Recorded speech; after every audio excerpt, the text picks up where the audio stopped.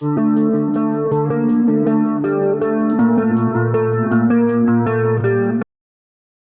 everyone and welcome to the weird, scary and horrible parts of humanity. Today we are looking at the 2001 Avjet Gulfstream free crash, which on the 29th of March 2001 saw all 3 crew members and 15 passengers killed in attempting to land in Aspen in Pitkin County, Colorado. The aircraft was a Gulfstream 3 registration N303GA, which was operated by Avjet Corporation, a private jet company.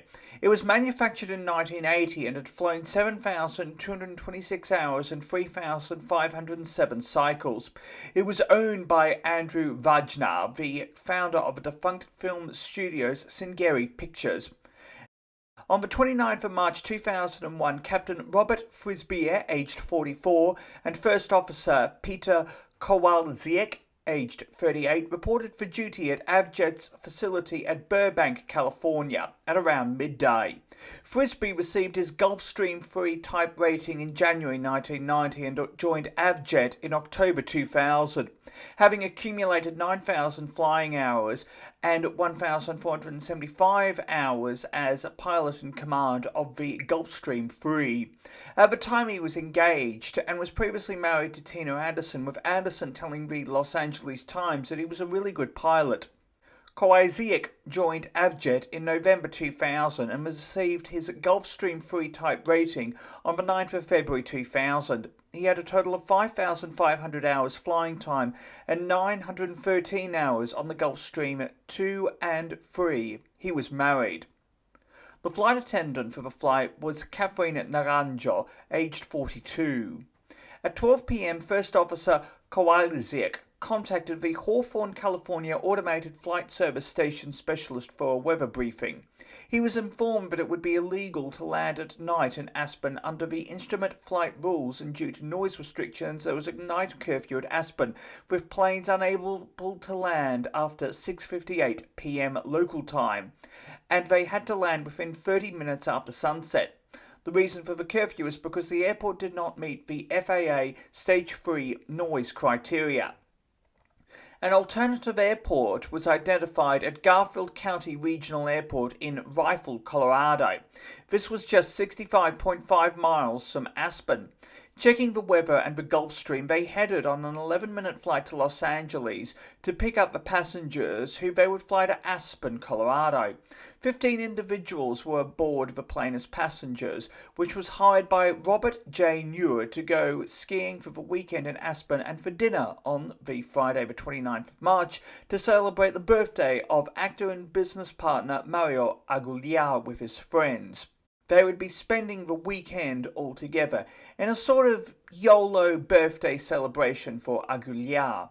Aguilar was a businessman and aspiring actor, while New was described by the Los Angeles Times as a millionaire financier.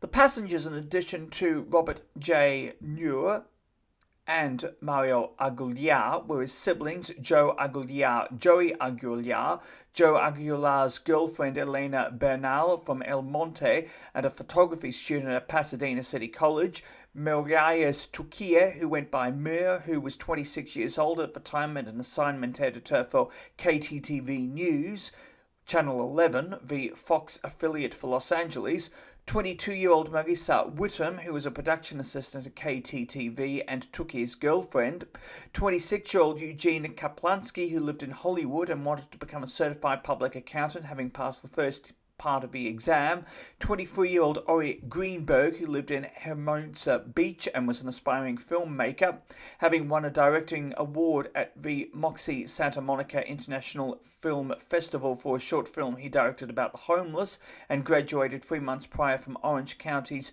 Chapman University, Elizabeth Ann Smith, who was 21 years old, from Hollywood, Ivan Gavia, Daniela Bacon, Maria Valunziela, who was Aguilar's mother, Romano Cotta, and Paul Stanifer. Medium would describe them as wealthy socialites, which is kind of accurate. While they could have all flown direct from LAX to Aspen with Delta Connection and United Express flying the route year-round and American Eagle flying the route seasonally, they decided to splurge and get a private jet to celebrate the birthday of Aguilar. They were scheduled to leave LAX at 3:30 p.m. but departed at 4:11 p.m.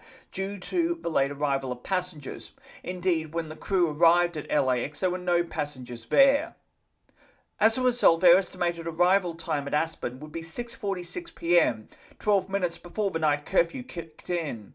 However, as the Gulfstream 3 approached Aspen, other inbound flights have missed approaches and touches and goes with an incomplete instrument approach to the airport's runway, with a steep descent required to land. However, an instrument approach is not legal for a night landing. At 6:44 and 22 seconds, the crew made initial contact with Aspen Airport, and at 6:45 p.m. and 32 seconds, they instructed the flight crew to turn to a 360-degree heading for vectors for the approach sequence. The crew were apprehensive about making the landing and wanted to divert to an alternative airport due to the night landing restriction. Indeed, they were looking for a highway as a guide and river with Kolyewizik, stating, "It's clouds over here on this area and I can't see it," with Frisbier answering, "It's right there."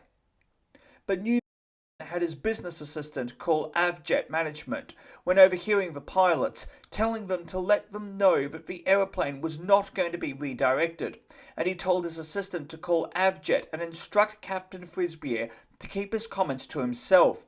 This was relayed to the pilots at 6:30 p.m. At 6:53 p.m. a Can-Air Challenger missed the approach into Aspen. At 6:53 p.m. and 57 seconds, Naranjo asked if a male passenger could sit in the jump seat to the cockpit. At 11 seconds, she accompanied an unknown passenger to the jump seat of the cockpit, with the cockpit voice recorder hearing a safety belt click together. Bearing in mind that this was just before 9/11, and hence it was possible for passengers to sit in the jump seat of the cockpit. The passenger would demand that they landed the plane. According to the NTS buoy, this would heighten the pressure of the pilots to land at Aspen. It is unknown to this day who this passenger is, but it is speculated that it was new, given how submissive the pilots were to him. Frisbier told the passenger, "The weather's gone down, and they're not making it," referring to planes ahead, but the passenger was indifferent, stating, "Oh, really?" The Avjet Charter Department stated that the captain felt pressured to land at Aspen, as the passengers had spent a substantial amount of money to charter the jet and get to the dinner party. And so at 6:56 p.m. and 6 seconds, the aircraft was cleared for a VOR DMEC instrument approach, whereupon it proceeded to the red table VOR, executed a sequence of designated step-down maneuvers, and began a final approach to the runway. At 6:58 p.m. the Can-Air Challenger reported that its second approach had failed. However, the pilots did not visually locate the runway until 7:01 and 47 seconds, with increasing darkness and snow showers. At 7:01 p.m. and 57 seconds, while on a steep bank, the aircraft crashed into the terrain, killing all 18 on board, with passengers' corpses in their seats. They were 2,400 feet short of a runway, and the aircraft was completely destroyed. The plane burst into flames upon impact, and according to the Los Angeles Times, the rescuers arrived in minutes, and locals climbed over fences in a desperate attempt, albeit a fruitless attempt, to find survivors. Witness Madeline Osberger told the Los Angeles Times regarding the plane, "It was very, very close to the airport. He just missed the runway. He just missed the highway. Thank God he missed the highway." Other witnesses were stunned that a landing was even being attempted, with Al Kassab telling CBS Colorado affiliate KCNC-TV that the Gulfstream was traveling just 50 feet above his car, and witness Greg Rezel, a tourist from Indiana, telling KCNC-TV that he thought that the plane was a helicopter because it was traveling so slowly, telling his father, "Man, I wouldn't want to be trying to land that." Marius Turkia's brother, Jawad Turkiye, told the Los Angeles Times that he died with 10 of his best friends. Friend and roommate of Naranjo, Cassie Bua, told the Los Angeles Times, "She loved life more than anybody else I knew. I couldn't possibly imagine that she died. She was happy in her life. She was in love. She was like my sister. She was a fun-loving person. When she was in a room, it was impossible not to notice her." And Bua received phone calls from Budapest, Hungary and France, where Naranjo had been working, with friends expressing their grief and sadness at her death. An autopsy on the crew found that they died from blunt force traumas, and the Pitkin County coroner found that the passengers died from massive blunt force traumas as well. The cockpit voice recorder was recovered, however no flight data recorder was required for this flight and was not installed. The NTSB found that an instrument approach at Aspen was not legal for the night landing, and there was excessive pressure on the pilots to land. Ultimately, it was found that the aeroplane was below the minimum descent altitude without an appropriate visual reference of a runway. Additionally, the FAA's notice to airmen regarding the instrument flight rules landing did not communicate this to the Aspen Control Tower. Moreover, the crew were unable to see the mountainous terrain surrounding Aspen Airport.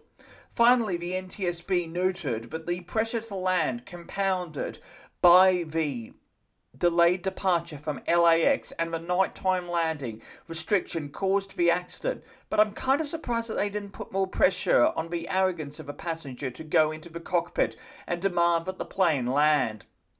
Avjet prohibited operations at Aspen and 3 other mountainous airports between sunrise and sunset, and also updated their operations manual stating that passengers could not occupy the jump seat at any time. Although this kind of became regularly enforced across the industry after 9/11. The FAA banned nighttime instrument landings at Aspen in response to the accident. 3 families filed a lawsuit against Avjet corporations, and a jury found Captain Frisbee and Avjet to be negligent, with an out-of-court settlement reached and a total of $11.7 million paid in damages and settlements for other victims.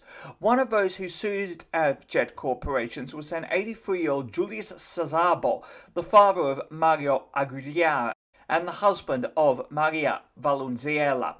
A memorial to the victims is at Aspen Airport. Thank you for watching. Please do yourself a favour and hit that subscribe button and the bell icon to be notified of when new videos come out. Also, why not hit that like button and leave a nice comment? It helps more than you know, and your support is truly appreciated. Until next time, stay awesome, stay classy, be kind to everyone you meet, have an amazing day, and remember that truth is always more interesting than fiction.